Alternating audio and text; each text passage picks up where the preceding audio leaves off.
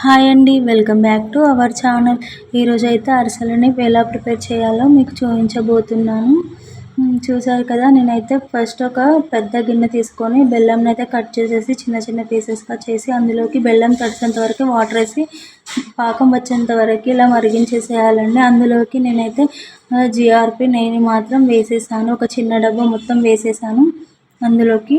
తర్వాత అందులో ఇలాచీ పౌడర్ తీసుకొని ఒక 2 స్పూన్ల వరకు వేసేసాను 3 kgs బెల్లంకి. తర్వాత చూసారు కదండి, అరిసెలు అయితే నేనే ప్రిపేర్ చేశానండి. 3 kgs బెల్లం తీసుకొని 3.5 kgs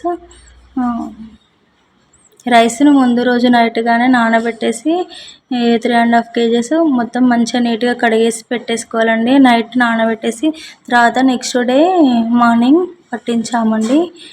స్మూత్గా పట్టించిన తర్వాత దాన్ని వడకట్టేసి బియ్యాన్ని అలా పట్టించేసేయాలండి. మెత్తగా పట్టించిన బియ్యాన్ని ఇలా పాకం వచ్చిన తర్వాత మనకి పాకం వచ్చిందని ఎలా తెలుస్తుందంటే ముందుగా ఒక ప్లేట్లో వాటర్ వేసుకొని పెట్టేసుకోవాలండి.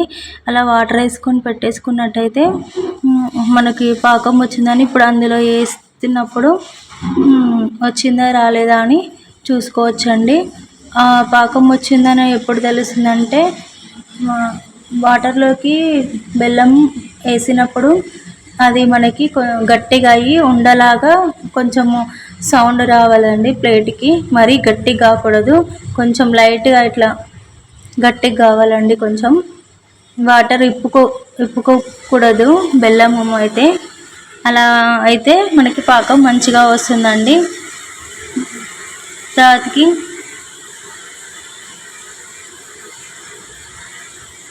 చూసారు కదండి, ఇప్పుడైతే మనకి పాకం అయితే వచ్చేసింది. నేనైతే ట్రై చేసి చూసాను.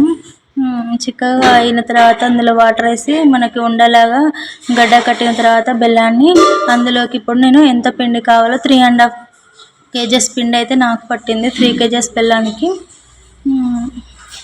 అలా ఉండలు లేకుండా చక్కగా కలుపుకోవాలండి. నేనైతే వేరే వాళ్ళ సహాయం కూడా తీసుకున్నాను కలపడం కోసము. ఎందుకంటే అది కొంచెం గట్టిగా ఉంటుంది కలపడానికి.